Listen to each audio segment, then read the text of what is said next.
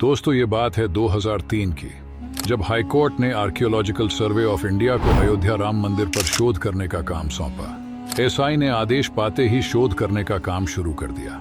उन्होंने राम मंदिर के नीचे खुदाई शुरू की। वे कुछ फीट नीचे ही गए थे कि उनको कुछ ऐसी रहस्यमय चीजें दिखाई दी जिसे देखकर एसआई की पूरी टीम के साथ पूरी भारत सरकार भी हिल गई। उनको ये अंदाजा तक नहीं था कि अयोध्या में उनको इतनी सारी रहस्यमय और प्राचीन चीजें मिलेगी। आपको जानकर ये आश्चर्य होगा कि 2020 में भी अयोध्या राम मंदिर बनने के लिए जब जमीन के नीचे जांच की गई, तब भी वैज्ञानिकों को कुछ ऐसी चीजें दिखाई दी जिसे देखकर राम मंदिर का काम रोकना पड़ गया। आखिर ऐसा क्या मिला अयोध्या के नीचे जिसे देखकर भारत सरकार को भी यकीन नहीं हुआ? आखिर एएसआई ने इन चीजों पर ऐसा क्या कहा जिससे पूरे भारत में खलबली मच गई? आखिर क्या है अयोध्या राम मंदिर के जमीन के नीचे का रहस्य?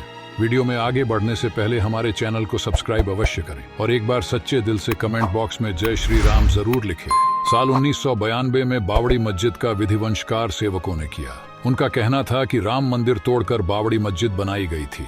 विधिवंश के बाद अदालती कार्रवाई शुरू हुई और जब ये मामला हाईकोर्ट में पहुंचा तो हाईकोर्ट ने एसआई से कहा कि वे विवादित स्थल की खुदाई करें। इलाहाबाद हाईकोर्ट के लखनऊ बेंच के साथ एसआई ने खुदाई का काम शुरू किया। इस टीम को बीआर मनी हेड कर रही थी।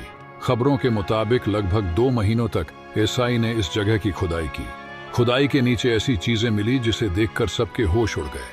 11 जून एसआई ने अंतिम रिपोर्ट जारी की और अगस्त 2003 में एसआई ने हाईकोर्ट में 574 पेज की फाइनल रिपोर्ट सौंपी। इस रिपोर्ट में ऐसा क्या लिखा था, चलिए जान लेते हैं। एसआई ने कहा कि अयोध्या के नीचे खंभों के आधार मतलब खंभों का निचला हिस्सा जो कि कच्ची ईंटों से बना हुआ था। खुदाई में सभी खंभे एक कतार में मिले थे, एक दूसरे से लगभग 3.5 फीट की दूरी पर। 1993 में ये दावा किया कि ये सभी खंभे अलग अलग काल के हैं। ये सभी किसी एक समय में नहीं बनाए गए हैं, सभी एक साथ अवस्थित नहीं थे और सभी खंबे नहीं थे बल्कि कुछ दीवारों के अवशेष भी थे। यहाँ पर तो कब्रें भी मिली। खुदाई के शुरुआती दिनों में ही इन कब्रों को देखकर ये साफ नहीं कहा जा सकता था कि कब्रें हिंदुओं की है या मुसलमानों की, लेकिन मुस्लिम पक्ष ने यह कहा कि कब्र इस बात की गवाही देती है कि इसके पहले ही इस इलाके में मुस्लिम आबादी रहा करती थी।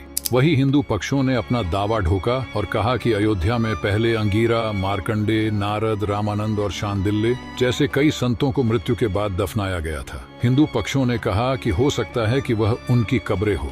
यहाँ पर इसके अलावा कई प्राचीन काल की चीजें मिली थीं और 2019 में राम जन्मभूमि का मसला सुलझाने के बाद यहाँ राम मंदिर बनने का काम शुरू हुआ था, जो आज बनकर तैयार हो चुका है और अयोध्या में 22 जनवरी को प्रभु श्री राम मूर्ति की प्राण प्रतिष्ठा होगी। तो दोस्तों, अगर वीडियो पसंद आई हो तो लाइक करके चैनल को सब्सक्राइब जरूर करें।